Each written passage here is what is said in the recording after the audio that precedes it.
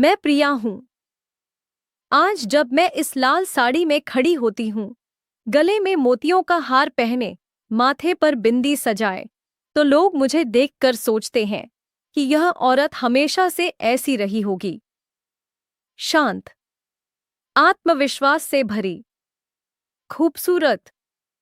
लेकिन वो नहीं जानते, एक वक्त था जब मेरे हाथों में मेहंदी नहीं, हल्दी और मसालों की धूल हुआ करती थी। जब मेरे पैरों में महावर नहीं, थकान और फफोले होते थे। जब मेरी आंखों में सपने नहीं, बस एक खाली डर रहता था कि कहीं आज का दिन कल से बुरा न हो जाए। यह कहानी उसी लड़की की है, मेरी कहानी। और मैं इसे खुद सुनाऊंगी, क्योंकि जो मेरे साथ हुआ वो किसी और की जुबान से सही नहीं उतरेगा। जयपुर के पुराने बाजार में, जहां गलियां इतनी तंग है कि दो लोग एक साथ मुश्किल से गुजर सकते हैं, वहां था सेठ महेश का मसाला बाजार। पूरे राजस्थान में उनका नाम था। केसर, इलायची, काली मिर्च, लौंग, जायफल, दालचीनी, हर चीज की खुशबू उनके गोदाम से उठती थी। मेरे पिताजी, रजन, उन्हीं के यहाँ तराजू पकड़ते थे। 20 साल से हर सुबह वो सबसे पहले गोदाम पहुंचते थे। मेरी माँ, कमला, गोदाम में मसाले साफ करती थी। यही हमारी दुनिया थी। मैं उनकी इकलौती बेटी थी। बचपन से मुझे मसालों की पहचान थी। मेरे पिताजी कहते थे कि प्रिया, तू किसी दिन इस बाजार की रानी बनेगी। मैंने उस वक्त सोचा था कि पिताजी मजाक कर रहे हैं। लेकिन उस सच तक पहुंचने का रास्ता जितना लंबा था उतना ही दर्दनाक भी। मेरी पढ़ाई 12वीं तक हुई, नानी के घर रहकर। नानी ने कहा था कि बेटी, पढ़ाई तुम्हारा सबसे बड़ा हथियार है। मैंने उनकी बात मानी। मैंने खूब मन लगाकर पढ़ा। गणित मेरा पसंदीदा था। जब नानी गुजर गई तो मुझे वापस बुला लिया गया। और फिर शुरू हुई असली जिंदगी। हर सुबह 4 बजे उठो, माँ के साथ गोदाम जाओ, मसाले छांटो। यही था मेरा हर दिन। लेकिन एक चीज थी जो मुझे बाकी लड़कियों से अलग करती थी, मेरा दिमाग कभी नहीं थकता था। सेठ महेश के मुंशी को एक बार मैंने पकड़ा था, हिसाब में गड़बड़ी। मैंने चुपचाप पिताजी को बताया।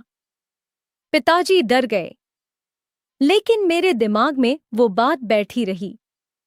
फिर आया वो दिन जिसने सब बदल दिया। मानसून की पहली बारिश थी। गोदाम की छत से पानी टपकने लगा। वहां रखा था 50 किलो केसर। सब भाग रहे थे। मैंने बोरियां उठाईं। मैंने उन्हें ऊंची जगह रखा। मेरी साड़ी भीग गई थी, लेकिन केसर बच गई। जब बारिश थमी तो सब खड़े देखते रहे। एक लड़की जो बस तराजू पकड़ती थी, उसने वो कर दिया था जो किसी को सूझा नहीं था। और वो भी देख रहा था। अर्जुन, सेठ महेश का बेटा। उसने मुझे देखा, भीगी हुई, थकी हुई, लेकिन डटी हुई। अगले दिन वो फिर आया। उसने मुझसे पूछा, तुम्हारा नाम क्या है? मैंने कहा प्रिया। कितने साल से काम कर रही हो यहां? उसने पूछा। 5 साल, मैंने जवाब दिया। पढ़ाई? उसने पूछा। मैंने कहा 12वीं। साइंस और मैथ? उसने भौहें उठाईं। मैंने उसे सीधे देखा और बोला कि मैथ हर जगह काम आती है। अगले दिन सेठ महेश खुद गोदाम में आए। बलदेव की बेटी कौन सी है? उन्होंने पूछा। मैंने सामने आकर कहा। सेठ जी ने मुझे ऊपर से नीचे देखा। फिर बोले कि कल से हिसाब तुम रखोगी। यह वो मोड़ था जहां से मेरी जिंदगी बदलनी शुरू हुई। लेकिन अर्जुन रोज आने लगा। धीरे धीरे बातें होने लगी। मैंने सुना, बस सुना। धीरे धीरे हम दोनों के बीच कुछ बन रहा था। माँ ने देख लिया।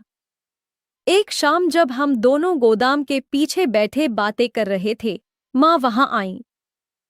घर पर तूफान आ गया। माँ ने कहा कि सेठ का बेटा है वो। हम मजदूर हैं। अगर कुछ गड़बड़ हुआ तो सेठ महेश हमें जीते जी नहीं छोड़ेंगे। मैं चुप रही, लेकिन अंदर से कुछ टूट रहा था। उस रात मैंने तय किया कि दूरी बनाऊंगी। अगले दिन जब अर्जुन आया, मैंने मुंह नहीं मोड़ा। मैंने कहा कि आप यहां मत आया करें। वो चला गया। 3 दिन नहीं आया।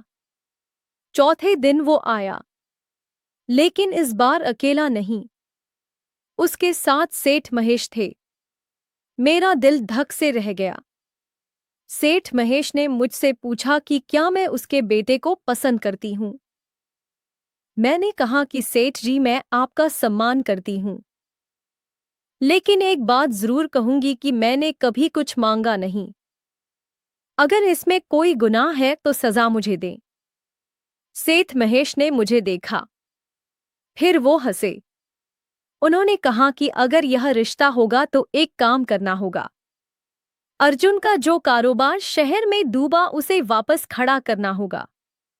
मैं देखना चाहता हूं कि मेरा बेटा जिसे चाहता है वो सिर्फ खूबसूरत है या वाकई काबिल भी है। अर्जुन ने मुझे देखा। उसकी आंखों में सवाल था। मैंने सेठ जी को देखा। मुझे मंजूर है, मैंने कहा। अगले 6 महीने मेरी असली परीक्षा थे। असली मतलब वो परीक्षा जो किताबों में नहीं होती, जहां गलत जवाब का मतलब सिर्फ नंबर कम नहीं होते, पूरी जिंदगी दांव पर होती है। अर्जुन और मैंने मिलकर काम किया। वो जानता था बाजार, लोग, संपर्क। मैं जानती थी हिसाब, मेहनत और मसालों की असली कीमत। हमने एक नया काम शुरू किया, मसालों का प्रीमियम ब्रांड। सीधे किसानों से खरीदो, उन्हें सही दाम दो, बिचौलियों को हटाओ और शहर के बड़े होटलों और रेस्तरां को बेचो। पहले महीने में नुकसान हुआ, दूसरे में बराबरी, तीसरे में थोड़ा मुनाफा, चौथे में रफ्तार आई, 5वें में हमने 3 नए शहरों में माल पहुंचाया और छठे महीने में सेठ महेश का चेहरा देखने लायक था। उन्होंने खुद अर्जुन के कंधे पर हाथ रखा और कहा कि बेटा, यह तुमने नहीं किया, तुम दोनों ने किया। और इसमें जिसका दिमाग ज्यादा लगा वो तुम्हारी बाईं तरफ खड़ी है। उस शाम सेठ जी ने सबको बुलाया, हमारे माँ बाप को, नए मुंशी को, अपने करीबी लोगों को। उन्होंने कहा कि आज से यह कारोबार अर्जुन और प्रिया के हाथ में है। रजन, तुम्हारी बेटी ने हमारे घर की इज्जत बढ़ाई है।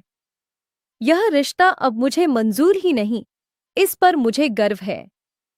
शादी धूमधाम से हुई। पूरे मोहल्ले ने देखा। वही गलियां जहां मैं बोरियां उठाकर चलती थी, उन्हीं गलियों में मेरी बारात निकली। लेकिन जो पल मुझे सबसे ज्यादा याद है वो शादी का नहीं था।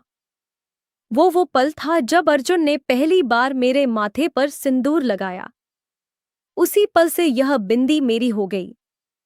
यह लाल रंग सिर्फ रिवाज नहीं था, यह उस सफर का निशान था जो मैंने धूल में शुरू किया था और रोशनी में खत्म किया। और जो पल मुझे सबसे ज्यादा रुलाया वो तब था जब माँ ने मेरे हाथ पकड़कर कहा कि बेटी, मैंने तुझे रोका था, माफ कर दे। मैंने उन्हें गले लगा लिया। माँ, तुमने मुझे रोका नहीं था, तुमने मुझे सोचना सिखाया था। तुम्हारे डर ने मुझे समझदार बनाया, तुम्हारी फिक्र ने मुझे जिम्मेदार बनाया। जो मैं आज हूं उसमें तुम्हारा हाथ है। आज मैं यहां खड़ी हूं। यह लाल साड़ी, यह मोतियों का हार, यह बिंदी जो मेरे माथे पर है वो सिर्फ एक निशान नहीं है, वो मेरी पूरी कहानी है। लेकिन मेरे हाथों में अभी भी वही ताकत है जो तब थी। जब मैं बोरियां उठाती थी, जब मैं हिसाब लगाती थी, जब मैं डरती थी लेकिन झुकती नहीं थी। मैं प्रिया हूं, मैं वही हूं जो थी, बस अब दुनिया ने पहचान लिया। और अगर तुम भी कहीं उस गोदाम में हो, धूल में, थकान में, डर में, तो सुनो, तुम्हारा दिमाग तुम्हारी सबसे बड़ी दौलत है। कोई नहीं छीन सकता, बस झुकना मत। क्योंकि एक दिन वो दिन जरूर आता है जब दुनिया खुद झुककर कहती है कि हम जानते थे, तुम खास हो। मैं प्रिया हूं और यह मेरी कहानी थी, तुम्हारी जुबानी नहीं, मेरी जुबानी। मुझे याद है वो पहली रात जब मैंने हिसाब रखना शुरू किया था। सेठ महेश की पुरानी बहिया सामने रखी थी, पीले पड़े पन्ने, स्याही धुंधली हो चुकी थी। लेकिन मैंने एक एक पंक्ति पढ़ी, एक एक आंकड़ा जांचा। रात के 2 बज गए। माँ 3 बार पानी लेकर आईं। बोली कि सो जा। मैंने कहा कि बस थोड़ी देर। सुबह 4 बजे जब पिताजी उठे तो मैं अभी भी वहीं बैठी थी। उन्होंने मुझे देखा और कुछ नहीं बोले, बस मेरे सिर पर हाथ रखा। उस हाथ में सारी दुनिया थी। उन दिनों अर्जुन की हालत देखी नहीं जाती थी। वो आदमी जो कभी शहर में अपनी धाक रखता था, जिसके पास गाड़ी थी, बंगला था, नाम था, वो यहाँ गोदाम में चुपचाप बैठा रहता था। कभी कभी मैं उसे देखती थी जब वो सोचता था कि कोई नहीं देख रहा। उसकी आंखों में एक दर्द था जो छुपाए नहीं छुपता था। एक बार मैंने उससे पूछा कि सबसे बुरा क्या लगा, माल का जाना या भरोसे का टूटना। उसने पल भर सोचा और बोला कि भरोसे का। माल तो फिर कमाया जा सकता है, लेकिन जिस इंसान पर आंखें बंद करके यकीन किया हो और उसने ठीक उसी पल धोखा दिया जब सबसे ज्यादा जरूरत थी, वो घाव भरता नहीं जल्दी। मैं उस दिन समझ गई थी कि यह आदमी टूटा है लेकिन झूठा नहीं। और टूटा हुआ इंसान अगर सच्चा हो तो वो एक दिन जरूर खड़ा होता है। जब हमने नया काम शुरू किया तो पहली मुश्किल यह थी कि किसान हम पर भरोसा नहीं करते थे। वो पुराने बिचौलियों के आदी थे। हम नए थे, अनजान थे। एक दिन हम एक गांव गए, राजसमंद के पास। वहां के किसान मसाले उगाते थे लेकिन हर बार बिचौलिए उन्हें आधे दाम पर माल ले जाते थे। मैंने उनसे सीधे बात की, उनकी भाषा में, उनके हिसाब से। मैंने उन्हें कागज पर दिखाया कि अगर वो सीधे हमें बेचेंगे तो उन्हें कितना ज्यादा मिलेगा। पहले वो हंसे, फिर उन्होंने हिसाब देखा, फिर चुप हो गए। और अगले हफ्ते उन्होंने हमें माल दिया। वो पहली खेप जब गोदाम में आई, अर्जुन और मैं दोनों वहां खड़े थे। उसने मुझे देखा और हंसा। तुमने किया? उसने कहा। हमने किया, मैंने जवाब दिया। वो पल मुझे आज भी याद है। उस पल में सिर्फ खुशी नहीं थी, उसमें एक यकीन था कि हम सही रास्ते पर हैं, कि जो सोचा था वो हो सकता है, कि दुनिया बदल सकती है अगर इरादा पक्का हो। सेठ महेश ने जब हमारा पहला मुनाफा देखा तो उन्होंने कुछ नहीं कहा, बस मुस्कुराए। लेकिन उनकी उस मुस्कान में मुझे सब कुछ मिल गया जो मैं चाहती थी। वो इज्जत, वो मान, वो भरोसा कि मैं सिर्फ किसी की बेटी नहीं, मैं खुद कुछ हूं। माँ जब पहली बार हमारे नए दफ्तर में आईं, जहां मेरी कुर्सी थी, मेरी मेज थी, मेरा नाम दरवाजे पर लिखा था, तो वो बहुत देर तक उस नाम को देखती रहीं। प्रिया, बस इतना। लेकिन उनकी आंखों में जो आंसू थे वो मुझे आज भी याद है। उन्होंने कभी नहीं सोचा था कि उनकी बेटी का नाम किसी दरवाजे पर होगा। मैंने भी नहीं सोचा था, लेकिन हो गया। पिताजी अब भी गोदाम में काम करते हैं।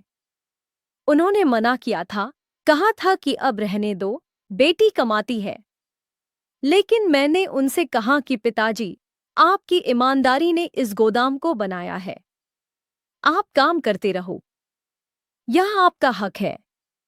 वो मान गए और आज भी हर सुबह सबसे पहले गोदाम पहुंचते हैं। वही तराजू, वही खुशबू, वही लगन, कुछ नहीं बदला। बस अब उनके चेहरे पर एक अलग किस्म का गर्व है। अर्जुन अच्छा इंसान है, यह मैं पहले दिन से जानती थी। लेकिन एक अच्छा इंसान और एक मजबूत साथी, इन दोनों में फर्क होता है। उसने मुझे कभी कमजोर नहीं समझा, कभी यह नहीं कहा कि तुम बस घर संभालो। उसने हमेशा मेरी बात सुनी, हमेशा मेरे फैसलों में भरोसा दिखाया, और जब मैं गलत थी तो बताया भी, बिना डराए, बिना दबाए। इसीलिए हम एक अच्छी जोड़ी हैं, क्योंकि हम सिर्फ पति पत्नी नहीं, हम एक दूसरे के असली दोस्त हैं। जब मैं पीछे मुड़कर देखती हूँ तो एक बात समझ आती है, जिंदगी में सबसे जरूरी चीज यह नहीं होती कि आप कहाँ से आए हो। सबसे जरूरी यह होता है कि जब मौका आए तो आप तैयार हों। मैं तैयार थी। हर उस रात की वजह से जब नींद छोड़कर हिसाब लगाया, हर उस सुबह की वजह से जब थकान के बावजूद उठ गई, हर उस पल की वजह से जब डरी लेकिन झुकी नहीं। मसालों की खुशबू आज भी मुझे अपनी लगती है। जब गोदाम में जाती हूँ और वो सौंधी सी गंध नाक में आती है, इलायची, दालचीनी, काली मिर्च, तो मन में एक शांति आती है। यही मेरी जड़ें हैं, इसी मिट्टी से निकली हूँ और इसी मिट्टी से जुड़ी रहूंगी, चाहे कितनी भी ऊंचाई पर क्यों न चली जाऊं। एक दिन गोदाम में एक नई लड़की आई। छोटी थी, डरी हुई थी, माँ के साथ आई थी। वही आंखें जो मेरी हुआ करती थी, खाली डर से भरी। मैं उसके पास गई, उसका नाम पूछा। बोली, सुनीता। पढ़ाई? मैंने पूछा। 10वीं, उसने धीरे से कहा। मैंने उसकी माँ से बात की और उसी शाम तय किया कि सुनीता की पढ़ाई जारी रहेगी। हम उसका खर्च उठाएंगे, क्योंकि मुझे याद है वो लड़की जो मैं थी, और मैं नहीं चाहती कि कोई और उस अकेलेपन में बड़ी हो जो मैंने जिया। यही मेरी असली कामयाबी है। पैसा नहीं, नाम नहीं, यह बिंदी नहीं। असली कामयाबी यह है कि मैं पीछे मुड़कर किसी के काम आ सकती हूँ, कि मेरी कहानी किसी और की कहानी बदल सके। मैं प्रिया हूँ, धूल से निकली, रोशनी में आई, और अब जो दिया जला है उससे और दिए जलाती रहूंगी। यही मेरा वादा है, अपने आप से, अपनी माँ से, उस छोटी लड़की से जो मैं कभी थी, और उन सब लड़कियों से जो आज भी किसी गोदाम में, किसी भट्टे में, किसी खेत में अपना दिन काट रही हैं और सोच रही हैं कि क्या कभी कुछ बदलेगा। बदलेगा, जरूर बदलेगा। बस झुकना मत। और सुनो, कामयाबी का मतलब सिर्फ अमीर होना नहीं होता। कामयाबी का मतलब है कि तुम रात को सो सको, कि सुबह उठने पर मन में डर न हो बल्कि उत्साह हो, कि जो काम करो उसमें इज्जत हो।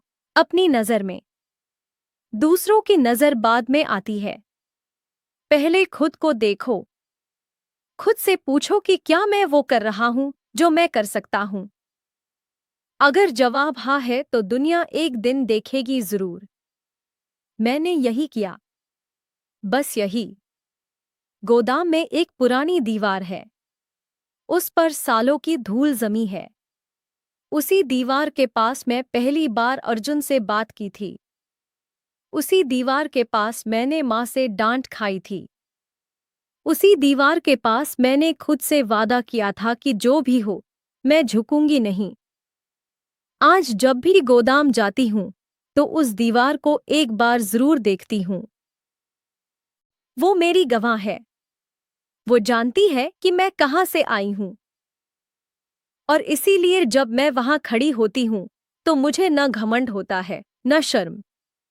बस एक गहरी शुक्रगुजारी होती है उस जिंदगी के लिए जो मुझे मिली, उन लोगों के लिए जिन्होंने मुझे बनाया, और उस रास्ते के लिए जो मैंने खुद चुना। अर्जुन कभी कभी मुझसे पूछता है कि तुम्हें कभी डर नहीं लगता? मैं हंसती हूं। लगता है। हर रोज लगता है। जब कोई नया फैसला करना होता है, जब बाजार में कुछ बदलता है, जब किसी की उम्मीदें हम पर टिकी होती हैं। डर जाता नहीं, बस उसके साथ चलना सीख लिया। डर का मतलब यह नहीं कि रुक जाओ। डर का मतलब है कि तुम्हें परवाह है, और जिसे परवाह होती है वो लापरवाह नहीं होता।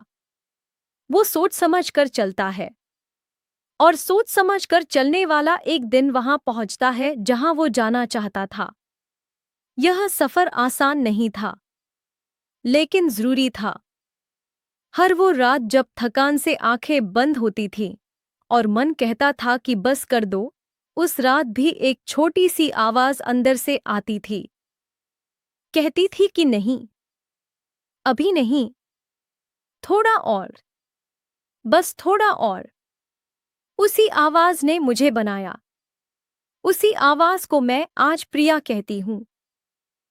मैं प्रिया हूँ, और यह मेरी जुबान से निकली मेरी अपनी कहानी है। आज, कल और हमेशा जो मैंने जिया, वो मैंने सुनाया।